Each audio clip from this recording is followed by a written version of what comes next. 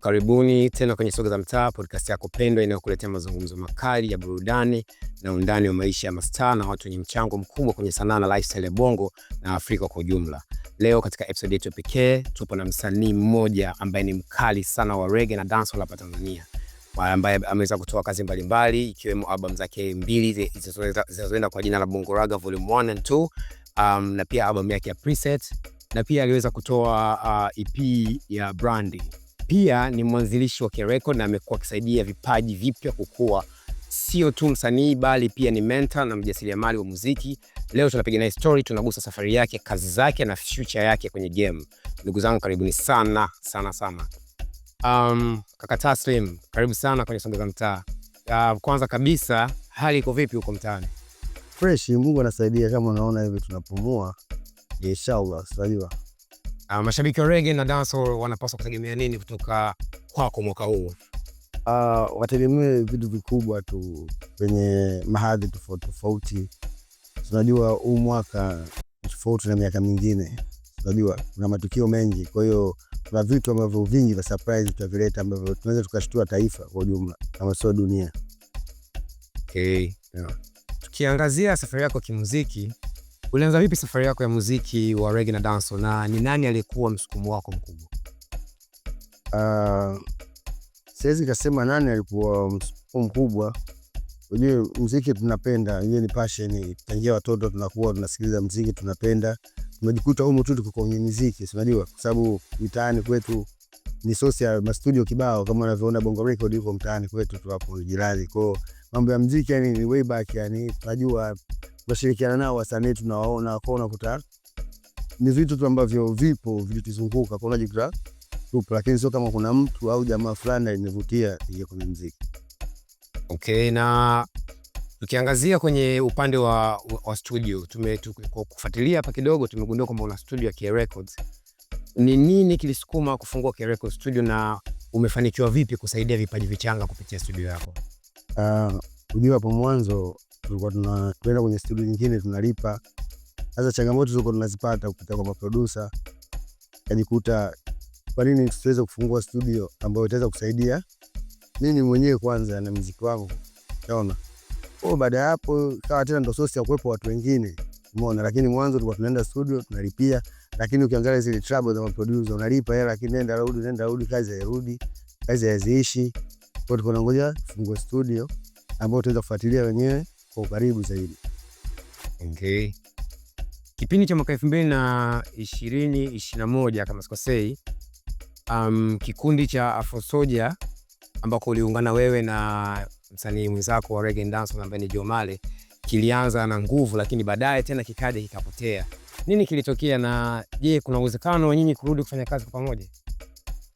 Sisi bado tunafanya kazi pamoja. Sema project kama Afro Soldier bado hatujarudi kwa sababu jue katika maisha kuna mambo mengi yanatokea. Kwa sababu unakuta Jomale na familia, mimi na familia, kwa sababu mtego unakuta ubize, lakini kuna vitu tumearrange na mimi nafanya vitu vizuri vinakuja yani as Afro Soldiers. Album zako hizi za Bongo Raga Volume 1 and 2 zimepokelewaje na mashabiki, na kuna ujumbe gani maalum ambao ulitaka kufikisha kupitia hizi kazi? Ujue ndio watu wanasema tunafanya reggae and dancehall, lakini ukiangalia reggae and dancehall chimbuko lake ni Jamaica, au sio? Lakini mimi nikaona kwa nini usije na identity ya kwetu hapa ambao utatengeneza muziki ambao utakuwa na maadhi ya reggae lakini tumechanganya na vitu vya kwetu, yenye flavor za kikwetu, style za kikwetu, lakini tukimix kidogo na reggae and dancehall ndio tunapata kitu kinaitwa Bongo Raga. Na ndio maana kaja na Bongo Raga Volume 1, Volume 2, yani muendelezo na watu waweze kujua Taslim anafanya muziki gani. Mimi sifanyi reggae and dancehall, mimi nafanya Bongo Raga.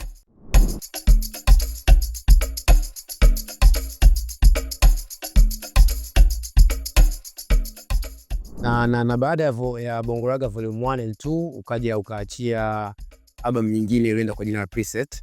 Yeah. Then after hapo ukaja tena ukadondosha EP yako ya Brandy, ambayo EP hii ilikuja na vibe fulani ya tofauti sana. Ulikuwa unalenga nini, na je, unadhani ulifanikiwa kufikisha kile ulichokusudia kwenye EP yako hii ya Brandy? Kija kisanaa, ujue msanii anavyoingia studio, anavyorekodi, producer na mixi, kazi inaisha na zinatoka katika, unakuwa na distribute, watu wanazipata katika platform, yaani ni mafanikio makubwa sana, kwa sababu pale inakuwa tayari kazi zako zina uhai muda wowote, wakati wote. Kama sasa hivi labda tuko live kwenye interview hapa, watu wanataka kumjua Taslim ni nani, wataenda kwenye digital platform, wataendelea kuangalia kazi zangu. Kwa ndio mimi naona ni mafanikio makubwa hayo, kwa sababu kazi zimefika kwa watu, zipo tayari na muda wote watu wanazipata. Kwenye upande wako wa kimuziki kwa sasa hivi, mabadiliko yakoje kutoka kipindi ambacho umefanya Bongo Raga Volume 1 hadi sasa ambako nimeona kuna projects 2-3 ambazo umeziachia kama solo projects? Mabadiliko yapo vipi? Yani kitu gani ambacho umekilenga sana kwenye kukibadilisha na kukikuza kwa tasnia yako? Nilichokiona zaidi kuongeza wigo. Umeona, kwa sababu tuko tight sana. Yani tofauti na wenzetu, unakuta kuna connection nini, unakuta mambo yanakuwa ni rahisi kufika. Umeona? Kwa sasa milengo zaidi la mwaka huu nataka tanua wigo zaidi, tafute international artist ambazo kidogo ana level fulani hivi, kufanya kitu ambacho naamini kitavuka zaidi na kuitangaza Bongo Raga. Naona ndio kitu kikubwa ambacho nakifikiria kwa mwaka huu. Kama msanii wa reggae na dancehall hapa Tanzania, ni changamoto gani kubwa unakutana nazo kwenye soko la muziki? Unafiki, majungu, fitina, kutokupendana, unajua. Yani iko hivyo, mtu kabisa anajua wewe una nini, una talent nzuri na kazi nzuri, lakini ashtuki, lakini anashtuka mpaka akisikia kitu sehemu fulani ndo anaanza kushtuka nini. Sasa unafikiria unakuwa mbaya. Kikubwa kama kitu unakipenda, kama watu wa support. Wewe kabisa unaona kabisa fulani anafanya kitu kizuri, lakini wewe unaona kabisa haui hivi, lakini ukisikia huko unaenda unaanza kuja tena mbio. Watu wanaweza kukataa afu kaona kama watu wanalinga. Ndio maana kuna wasanii wengi wanaonekana wanalinga. Sababu mtu katika hustling unakutana pambana, watu wanamwangalia. Kwenye mafanikio wanakuja, ushasoma. Wengine ndio message kibao nini. Ushasoma. Kwa sisi tunajua, kwa kikubwa tunajua nini tunachokifanya, tuendelea kupambana, na tutafika wapi. Lakini kuna wengine ambao tunajua masnitch tunakataa kivile, ndio mesha ukweli hapo hivyo. Kujiunga kwako na msanii mwenzako Jomale ambaye mliweza kuja kwa pamoja na kundi lenu la Afro Soldiers, kuliathiri vipi safari yako ya kimuziki na kukomaa kwako kama msanii? Hakujiathiri. Ninachoona kama tuweza kukuza zaidi talent, kwa sababu tuweza kushirikiana na wasanii wengine wa kimataifa kutoka Jamaica kama Bongo Kani. Kwa Afro Soldier kuniathiri, basi imenikuza zaidi, kwa sababu tumefanya project zimeenda na hadi sasa bado zipo, naendeleza kusikilizwa. Kuna jambo zuri, sio kama imeniathiri bali imenikuza. Tukiangalia kwenye upande wa hivi vipaji vipi, kwa sababu una studio yako ambayo ni K Records na umeweza kufanya kazi na vipaji vipya vingi na wasanii wengine tofauti. Unaweza kushauri nini kuhusu kujitengenezea jina na kusimamia sanaa yao? Nachokiona katika wasanii, inatakiwa wasikurupuke, waamini katika talenti zao, waamini katika misingi ya ukweli na iliyokuwa sahihi, kwa sababu unajua kwa sasa hivi unaweza kupoteza maboya kupitia social media hizi. Kuna watu wanaishi maisha fulani hivi, kumbe maisha sio yao, maisha ya Instagram, mambo yako mumo Instagram, katika uhalisia hakuna. Sasa unakuta hili na wachanganya sana wasanii ambao wachanga, ambao waelewe vitu vinavyoendelea nyuma kamera. Shansom ya mtu, kuna mazingira unamuona sio kama ndo mazingira yake, yale ni mazingira ya kazi. Sasa unavyoona mtu akiwa garage lazima avae overall. Unajua kuna artist anapokuwa eneo lake la kazi lazima avae uhusika kama artist. Ushansoma. Kwa kuna mazingira lazima yatengenezwe. Sasa kuna watu wengine ambao ni mavazia wanaona da mwanangu yule jamaa yuko hivi yuko vizuri. Ushasoma. Kumbe pale ni msanii, ni sanaa. Ushasoma inafanyika pale. Kwa unakuta wasanii wengine wanapagawa. Wala jamaa anaishi vizuri basi tunapagawa. Kumbe hamna. Maisha ni taratibu tu. Focus. Angalia nini unataka. Naishi muziki, kila siku endelea kufanya muziki. Tegemea maajabu. Endelea kufanya muziki, achana na lawama. Basi. Kwa sababu ya nini unajua? Hakuna mtu ambaye yupo kwa ajili ya kumsaidia mtu. Sema juhudi za mtu ndio zinamsaidia mtu. Taslim ana mipango gani kwa 2025? Tunatarajia album mpya, EP au collab za aina gani? Siwezi nikasema kama ni album ama EP, lakini sitokuja kama solo. Kuna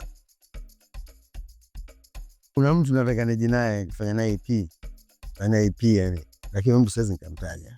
Kwa kama surprise nafanya naye EP nzima, shoot nini, ma promo nini, tunataka kufanya kitu fulani, kwa sababu sasa hivi pia tumeingia kwenye kitu kinaitwa live music. Sasa fanya sana sasa mazoezi ya live, kwa hiyo tunataka tutafanya live performance, sababu ndo maisha tulokuepo, lakini kidogo tulimute. Kwa sababu tumerudi kwenye mazoezi nini, focus hiyo, sababu tuna mialiko mingi mwaka huu. Sasa nimekwambia mwaka huu ni mwaka wa maajabu, watu wategemea maajabu makubwa sana. Na ni urithi gani ambao umetenda kuacha kwenye game hili la muziki, especially kwenye upande huu wa reggae and dancehall? Yaani urithi ambao napenda kuacha kama hivyo, watu wanakuacha madude, magoma, kuja kama sasa hivi na magoma kibao. Naendelea kuyatoa, yani kwa mimi nataka yani ana mpaka nakufa naacha tamaduni tabuku hivi hapo kwenye platform nini, yani watu wasikilize, waendelee kuburudika yani. Unajua?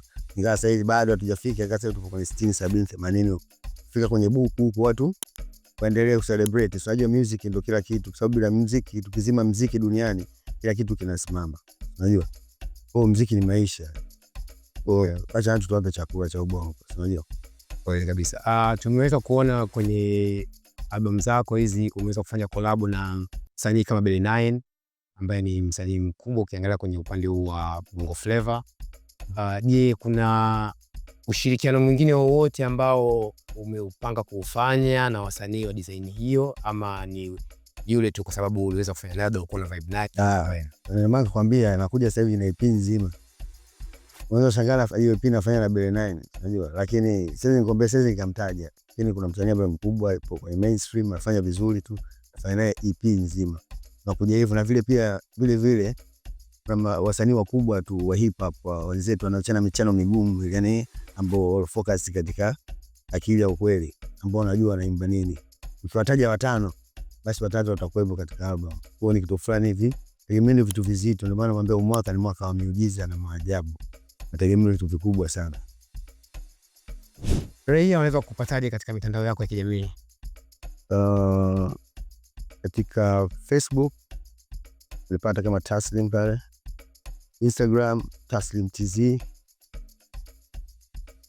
TikTok nilipata kama Taslim TZ, YouTube pale tunapata kwenye Record Music. Unafika pale una subscribe, kwa madude kibao utakutana nayo wewe, utajua Taslim ni nani, anafanya nini. Kuna vitu vingi kwenye YouTube channel yetu mfika. Na ungependa kuambia nini mashabiki zako? Wanipende, wanifuatilie, waamini ninachokifanya, kwa sababu nafanya muziki mzuri, wenyewe wanasikiliza. Naamini waamini nitaletea kitu kizuri zaidi, kwa sababu tupo katika muziki, tunaishi muziki, tumededicate muziki. Tunasoma. Hivyo tu.